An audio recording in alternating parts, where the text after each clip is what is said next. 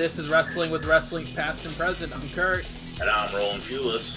And today we are calling a little bit of an audible. Originally we had planned to talk about Vengeance 2005, but our good friends Conrad and Bruce Pritchard kind of put a wrinkle in those plans by deciding to cover that show for themselves on an upcoming Something to Wrestle. So selfish bastards. Yeah, I know, right? They don't look out for the little guys. Well, and to be fair, they shouldn't. But, no, I know. Yeah, no, and we didn't want to piggyback the show, even though the show was going to be. I talked to you about this earlier. I'm like, the show was going to be late this week, so we could have done ours first. Yep. But it wouldn't really. It would pale into comparison to what they can do since Bruce is actually there. So. Yeah. So we called an audible. We decided to go with King of the Ring 1999. That show took place exactly 21 years ago today. So it kind of worked out a little bit, having an anniversary show to talk about.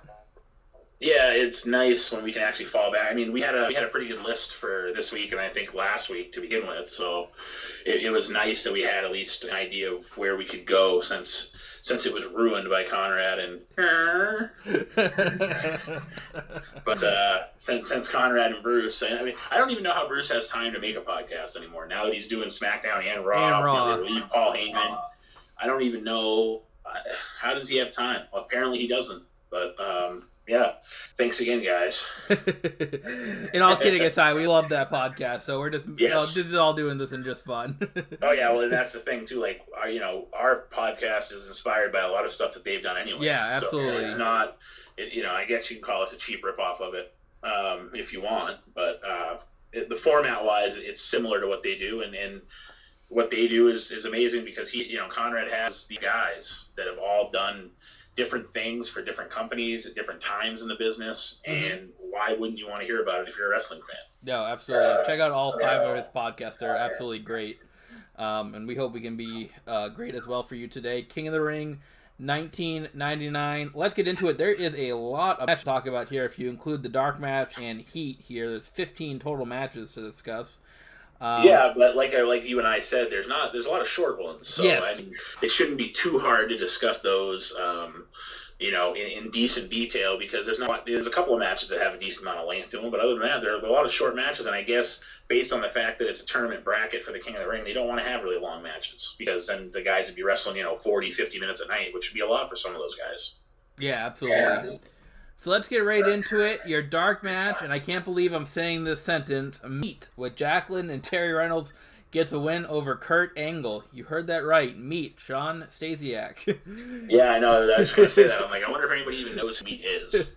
But yeah, Shawn Stasiak, one of the WCW guys too. I mean, he was there for a little while, and he had runs in the WWE/F. Once as Meat, and the guy he had a good look, and that's about where it stopped. Yeah. Personalities, not a whole lot there. So it's surprising that he beat Kurt Angle.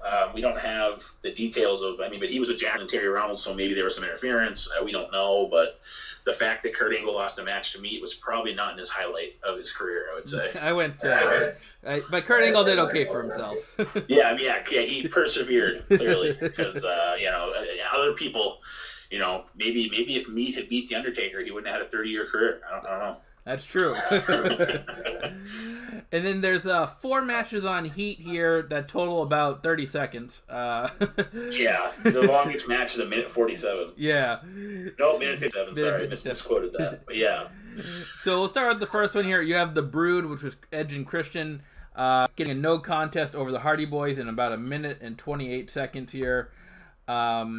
Obviously, we know this is kind of the early stage. I know what rivalry this would become with the TLC matches. Both teams, undoubtedly legends, future Hall of Famers. But this is kind of interesting because this is kind of the beginning of all of that back in 1999 here. Yeah, this is back when the Hardy Boys had Doop Doop Doop in their corner, and it was funny to see. And actually, it's funny because they have the match on in-card to make up for the no contest match. Mm-hmm. So it was funny to see Michael Hayes actually get involved too. I mean, him and Gangrel kind of fought each other a little bit in that match. I know I'm getting ahead of myself, but it's funny to see.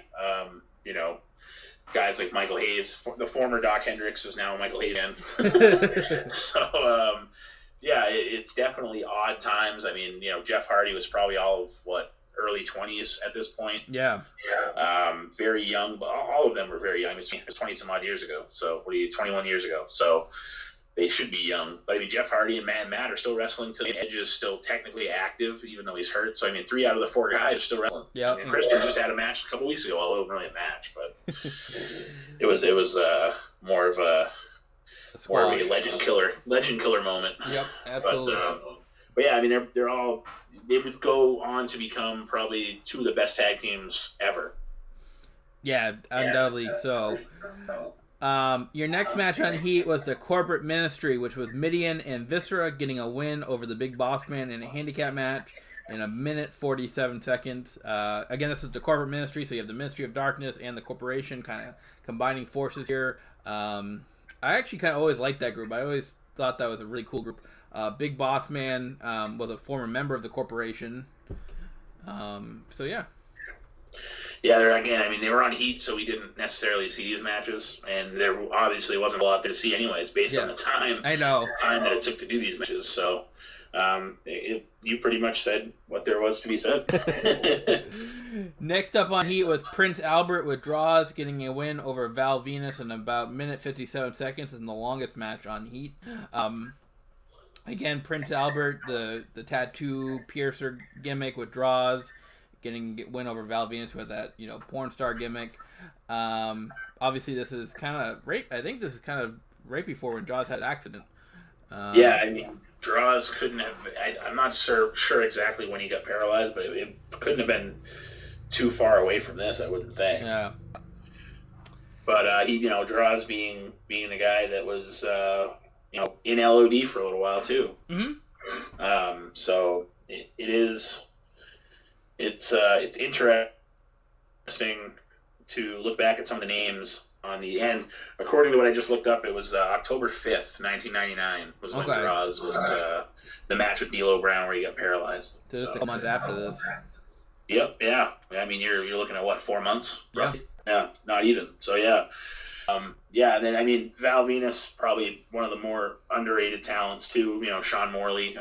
He was a pretty good wrestler for what he was. Very good, to quote JR, good hand. Mm-hmm.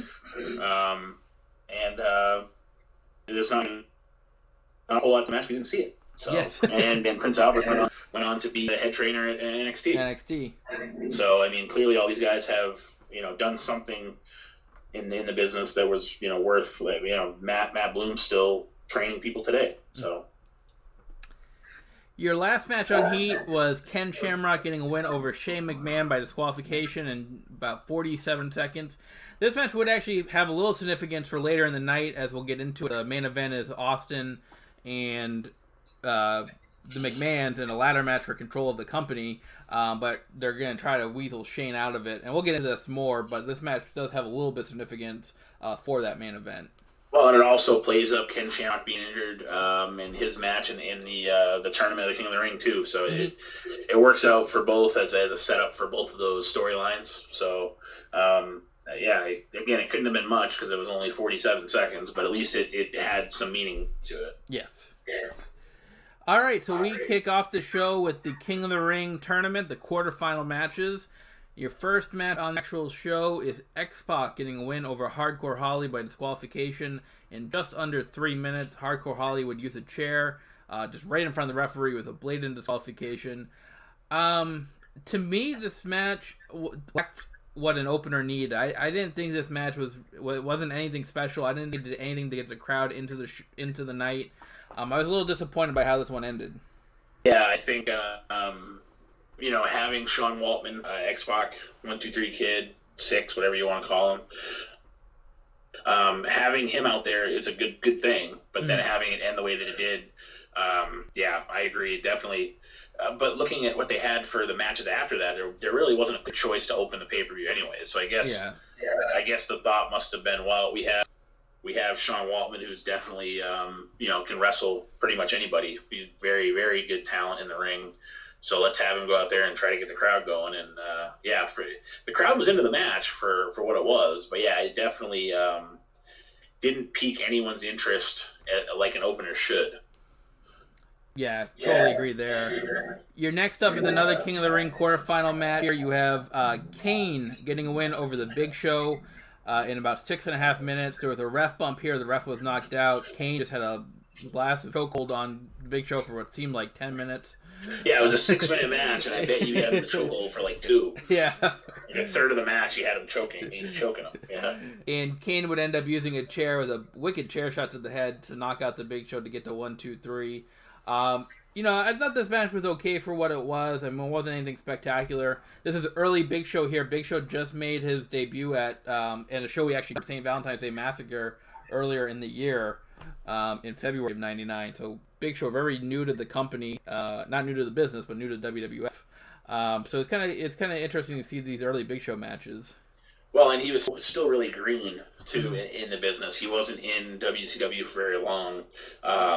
Before he made the jump to WWF, and so it showed too in some of his early matches that he was just kind of going through motions and not really. It wasn't as good as he became. So you could tell he was green. It was early Big Show. He's already on his second name with the WWF at this point. He was Paul White, then he became the Big Show. So it seems like they had this big plan to bring him in, but they didn't really know what to do with him. So that was kind of part of the problem too. Is that if you're going to bring somebody of Big Show's size into the business or into your company, you need to make him a ass kicker. You have to, and they just didn't do that. And I don't know why that was. I know they had the Austin storyline from, like you said, St. Valentine's Day Massacre and all that stuff, but you're looking at 3 months later, 4 months later, and he's losing to Kane in a qualified King of the Ring, quarterfinal match. Yeah. So and I know they beat him with a chair shot, so it still makes him look big and bad, whatever. But it feels like they had a lot of momentum and a lot of hope for him, and they just didn't do anything with him when they first brought him in. Yeah, they were kind of a little lost, it seemed like, with what to do with his character. Well, and it's tough having Vince McMahon be the guy that decides the stuff when he's actually in some of these angles too. So that probably didn't help. Mm-hmm. Vince being involved in some of these angles with Austin and the ministry and the corporate ministry and all that stuff probably didn't help the big picture for other superstars as the Big Show and some other people that were affected by not having that vision from a guy that was more probably at the time more caught up on what he was doing on the TV show or on the pay-per-view versus what everybody else was doing. Sure. Next up is another King of the Ring quarterfinal match. You have Billy Gunn getting a win over Ken Shamrock. Referee would stop the match. We should mention back on Ken Shamrock's match with Shane McMahon on Heat, Steve Blackman came out and just kind of beat the crap out of Ken Shamrock with a kendo stick. So they're playing up. He's bleeding internally. He's got internal injuries. He's refusing paramedics' help throughout the night. So he goes and faces Billy Gunn. He's still bleeding in the mouth. I believe Billy Gunn delivered a powerbomb, and that's when referee Teddy Long stopped the match and awarded the win to Billy. Yeah, it was weird that it was stopped when it was stopped. Mm-hmm. It probably should have never happened. I mean, I know they're telling the story and whatnot, but yeah, clearly Shamrock was in no condition to compete, and they had to tell a story and do it that way. But it wasn't like there was this hellacious bump where they're like, oh, he's done. Yeah, it was like a power bomb or something, a power slammer. Yeah, it was a simple move, but then all of a sudden Ken Shamrock's bleeding even more from the mouth, and they called the match off. So, like I said, the match probably should have never even got started based on that fact. But again, WWE and its story, so it is what it is. It tells a story, and like you said, it makes the Shane McMahon angle and the Steve Blackman, which we'll get into, it makes that whole angle complete by having the story told the way that it was. Next up, you have Road Dogg getting a win over Chyna along with Triple H in a King of the Ring quarterfinal match in about 13 minutes here. This match is what it is. I mean, I think it's always tough when you have a male versus a female match to make it, come off as a really good match. Chyna actually had the upper hand. I thought it was kind of cool to finish here, where Shawn Michaels is throwing Triple H out. Chyna goes for a low blow on Dogg, but she hurts herself, and we discover that Road Dogg has a cup. Not just a cup, but a metal cup. A metal cup. And then he was able to hit the pump handle slam for the 1, 2, 3. So I thought the finish was good, but I thought the rest of the match was just kind of there for me. Although I don't know how much you could do with with this match, with the dynamics of the competitors in the ring. Yeah, and this was a really long match. Yeah. It wasn't, it wasn't terrible, but yeah, there was a cool spot where Chyna actually mocked the Road Dogg doing the juking and the driving before the knee drop and stuff like that. So it definitely told the story. They were all in DX. At this point, there's only 2 members of DX left still, and you got XPac and Road Dogg. Mm-hmm. Triple H and Chyna have done their own thing. Billy Gunn's off doing his own thing, and supposedly they're the only 2 members of DX left. So at least there was some story there, and that's probably why this match did take so long, because there was some story that they could go off of. But it was what it was, and obviously you don't have a great wrestler in there with Chyna either. Road Dogg wasn't a bad wrestler, but he also wasn't a great in-ring technician to kind of have a type of match that should have been 13 minutes. Yeah. If you get what I'm getting at, it kind of made the match. It started and stopped a lot. Mm-hmm. So it was very slow paced. Yeah, 13 minutes of start and stop, and like I said, Road Dogg is not a terrible wrestler by any means, and that's not what I'm trying. I'm not trying to bury Road Dogg, but he's also not the caliber technician of a Shawn Michaels or of a Triple H or a Sean Waltman, somebody that could actually have a really good technical match too. So the story was good, the match was meh. Yeah. And next up is that tag team rematch from Heat to determine the number 1 contenders for the tag team titles. The Hardy Boys, Matt and Jeff, along with Michael Hayes. Doop, doop, doop. There we go. Getting a win over Edge and Christian. They were the Brood here, along with Gangrel. Michael Hayes got involved in this. Gangrel was getting involved. He went to spit the blood and ended up hitting Edge by accident and allowed the Hardy Boys to pick up the win. So, I mean, it was a decent match. I wish they kind of could have gone a little bit longer here. They only got just under 5 minutes. We know the talent of these guys in the ring. Obviously they're really young here, but I thought they could have went a little bit longer and have a little bit of a better match. Well, they probably could have if Road Dogg and Chyna didn't take 13 minutes. That's true. That was the match following that. So yep. It led to a bit of a maybe a let me up almost match because Chyna and Triple H and Road Dogg, that whole DX storyline took 13 minutes of pay-per-view time. Yeah. So, but yeah, no, it definitely, again, it's early Edge and Christian and Hardy Boys, so the seeds are planted. I mean, for what would become probably one of the best rivalries in WWF, WWE period, tag team rivalry. I mean, you have maybe the New Day and the Usos right now kind of have that same vibe. Yeah. Of rivalry, but between the New Day and Usos and then Christian Edge and the Hardy Boys, there hadn't really been a rivalry like that since. So no, it's early rivalry. It would become, and you throw the Dudley Boys in there too for some of the TLC matches and stuff like that. But yeah, I mean, they're all 4 guys just kind of getting their feet wet, and it wasn't a terrible match. And like I said, it was kind of neat to see Duke in there, throwing around a little bit. You probably wouldn't see that now. You might blow a hip. Who knows? But yeah, no, it wasn't a terrible match. But like you said, it probably could have went a little bit longer had they not used so much time on the match before that. Sure. Now we get into the King of the Ring semifinal matches. The first one is Billy Gunn getting a win over Kane in about 5 minutes and 16 seconds. Not a clean finish here. The Big Show comes out and allows Billy Gunn to get the win over Kane. I thought Billy Gunn's not. If they wanted to put Billy Gunn over, then he's not going to get a clean win over Kane. So I understand the interference here, but there's been a theme to this pay-per-view. Not a whole lot of clean finishes so far. Well, and then like you said too, you don't really you can't believe that Billy Gunn's going to beat Kane. Mm-hmm. So they had to do it, because Kane just beat the Big Show. But I mean, it is what it is. But yeah, definitely. Not very many clean finishes in this pay-per-view. I totally agree with that. Your next King of the Ring semifinal match was XPac getting a win over Road Dogg in just over 3 minutes. Again, this is another match that I was kind of, on paper, kind of excited to see, but they didn't get much time. The match, there wasn't a whole lot there to get excited about. Again, only 3 minutes of time. So nothing really there to, that made me overly enthusiastic about this one. Yeah, I mean, it's tough because this match could have been a really good match. Mm-hmm. Had they given them maybe double the time they gave them, give them 6-7 minutes, it could have told a good story. But maybe Road Dogg was still winded from the Chyna match. Yeah, that's true. The 13-minute Chyna match, maybe. But yeah, no, it's unfortunate because I feel like you can make the quarterfinal matches be, somewhat squashy and somewhat slow and not have a lot of time, but as you get into the tournament, the matches should get longer, not shorter. Yeah, absolutely. I mean, when we covered King of the Ring 1993, that's exactly what happened. You had shorter quarterfinal matches, but when you got into the semis and finals, those matches were 15, 18 minutes. Well, and that's how you tell a story. Yeah. So, I mean, you also, as the matches go, they should get better. And to get better, they need to be longer. Yeah, absolutely. The next up is a singles match for the WWF Championship. The Undertaker, along with Paul Bearer, will retain his title after getting a win over The Rock in about 19 minutes and 14 seconds here.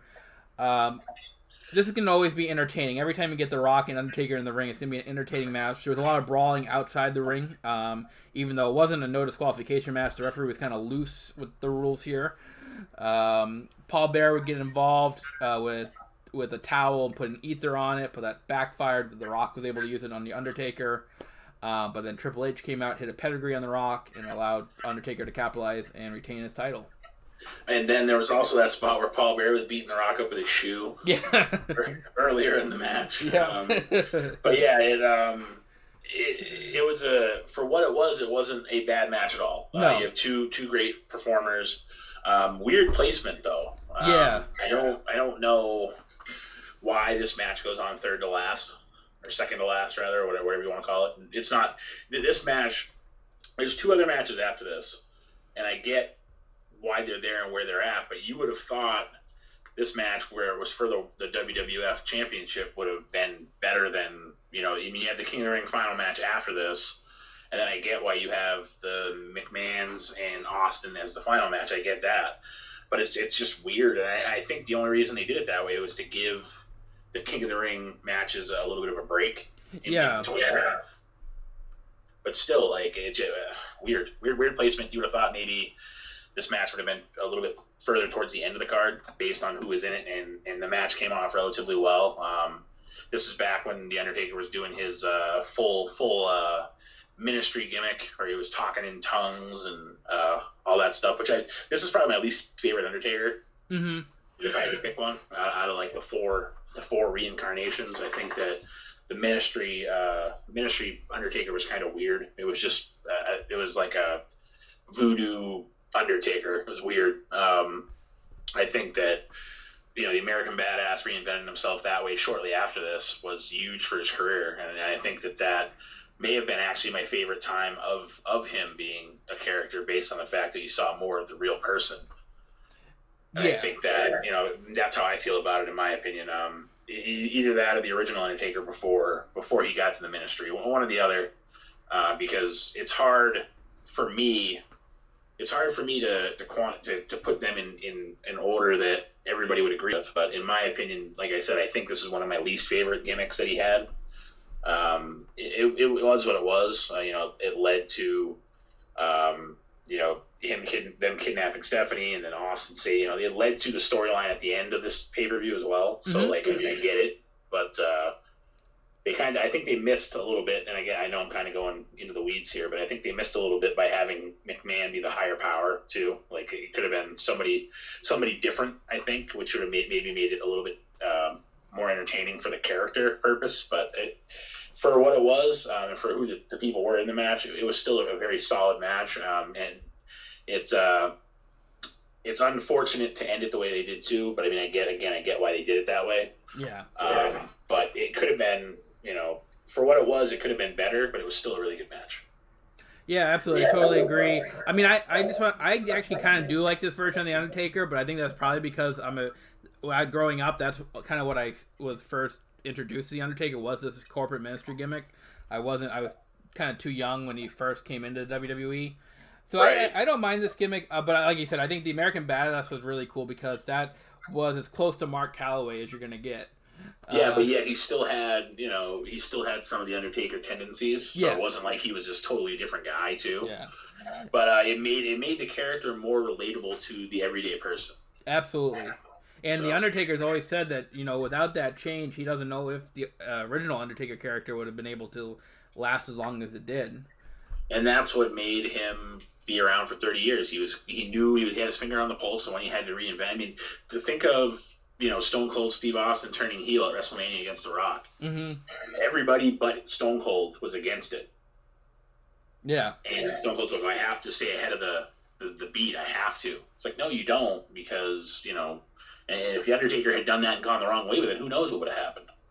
Yeah, absolutely. And we should mention Undertaker's been in the news lately. He announced his retirement at the last episode of The Last Ride. Hopefully I didn't spoil that for anybody.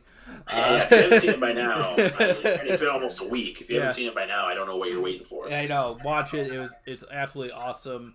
The whole documentary series was great. So the Undertaker announcing his retirement. But I think he left it in a way that he could, because he just had the cowboy rides away. He didn't officially say I'm retired, so he might maybe down the road come back for a match or two, is kind of my feeling. But I hope not, just based on the fact that you can tell he's physically not able to do what he used to be able to do. Yeah. And I think it would have been even more definite if they could have had an actual match with AJ. Mm-hmm. And pulled off an act. Not that the Boneyard match wasn't cool for what it was, but like had it been an actual match at Raymond James Stadium in front of 80,000 people, I think it would have been a definite ending, because you can't get much better than AJ and Undertaker. It would have been literally like a second coming or third coming of Shawn and the Undertaker. So I think that might, like you said, that might be the only reason why he does come back. Because he wants that last actual match. Yeah. But I hope not for I don't want him to have another Goldberg match. No. Then it started and even Michelle McCool said that, because then it restarts the whole cycle again of well, I have to redeem myself. Yep. But the last two matches he was in, the actual match with Roman against Shane and Drew McIntyre, and then the actual Boneyard match, were probably two of the best things he's done in the past 4 or 5 years. Mm-hmm. So why jinx it? No, I agree. I hope he stays retired too. But I just want to make note that I'm not sure if he's going to or not. I don't think he's sure. That's part of the problem. I don't know. But back to the King of the Ring 1999. Next up is the King of the Ring final match. Billy Gunn getting a win over XPac in about 5.5 minutes. Billy Gunn had an interview before this match saying that he's going to attack the neck. They've been playing up an injured neck with XPac throughout the whole night. So he definitely attacks the neck in the match. Hits Famer off the second rope. Gets the 1, 2, 3, and Billy Gunn is your King of the Ring for 1999. With no coronation ceremony. Nothing. With no anything. He just walks out of the ring as the King of the Ring. He doesn't have a crown. He doesn't have a scepter. He doesn't get to call himself King Mr. Ass or King Ass or whatever King we're going to call him. But nothing. Just he's the King of the Ring and the show end. That's why I like doing it the way they did it. Why the hell is the title match before that? I don't. They're like, there was nothing. It was literally just, he's the King of the Ring, and not in the next match. Yeah. So, and not that they need to have a coordinator, but there was nothing. Like, there was no, Austin 316 came from one of those coronation ceremonies. Mm-hmm. It just nothing. It was like, okay, and now we're going to the main event. So speaking of the main event, it is a ladder match for control of the WWF. You have Vince and Shane McMahon gonna get a win over Stone Cold Steve Austin in just over 17 minutes. Throughout the night, they were trying to get Shane McMahon out of the match. They were playing that he's injured. He can't compete. Vince McMahon comes out and announces that Steve Blackman's going to be his replacement. But then GTV, if you remember that, from the 1990s, shows Shane with the Mean Street Posse hanging out in the dressing room. Shane is just fine. It was kind of a big ruse on HBK, the commissioner, and everybody else. So once that video is shown, HBK makes Shane McMahon compete. So I thought it was pretty cool story what they did there. It's a really heelish thing to do. So I thought that was kind of a neat aspect of it. The overall match I thought was pretty entertaining. It's not going to be, it's a ladder match with Vince and Shane McMahon, so it's not going to be a huge technical wrestling match. But I thought it was entertaining for what it was. I liked the finish when Stone Cold was going up the ladder and they raised the briefcase up, and then they kind of lowered it a little bit when Shane was able to capture it. So overall, that was a pretty good main event, a good way to end the show. I actually liked this one. Yeah, it was kind of like for people today, the commercial with the fisherman and the money. he's kind of, you got to try harder. And they kept, pulling the briefcase out of the way. So yeah, it was a neat way to end it. It was a pretty cool spot where Austin pulled the ladders that they had where the entranceway was. He pulled those down on them. All the ladders fell on both the McMahons. But yeah, I mean, it was a brawl. You're not going to have a wrestling match with the McMahon. I mean, you might with Shane now, but back then you wouldn't have had a pure wrestling match with Shane and Vince against Stone Cold. There's no great technical wrestler there to have an actual wrestling match with.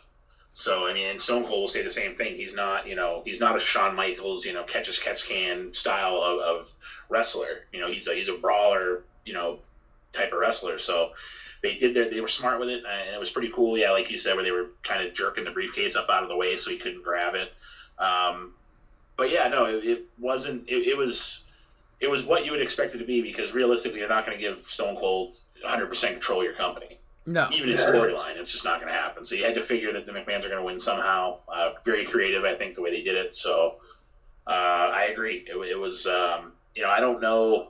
It's hard to pick one match on this card that was even worth going back. Yeah, I mean, the card itself wasn't terrible, but I mean, there wasn't really anything that really stood out. I mean, I guess maybe between this match and then the Undertaker Rock, maybe, I guess, if I had to pick one.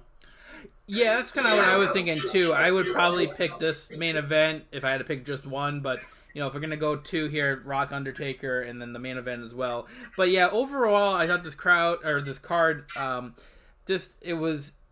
paper it looked better than the execution. I mean, a lot of matches were short, left a lot to be desired. So I'm gonna probably give this pay-per-view maybe like around a 5 on the scale of 1 to 10 here. Yeah, I was gonna say it's a solid 5 for me. I think that had they not had the Undertaker and Rock and Austin and McMahon matches on there, it would have been even worse. It would have been like a 3 or a 4. So those two matches at least made the card, average. I guess could be a 5. 5's right in the middle. But yeah, no, it wasn't a terrible show by any means. But yeah, definitely, like you said, it left a lot to be desired with some of these short matches. Absolutely. All right, so that's our rundown of King of the Ring 1999. Coming up for you next week, bearing any changes by Conrad Thompson.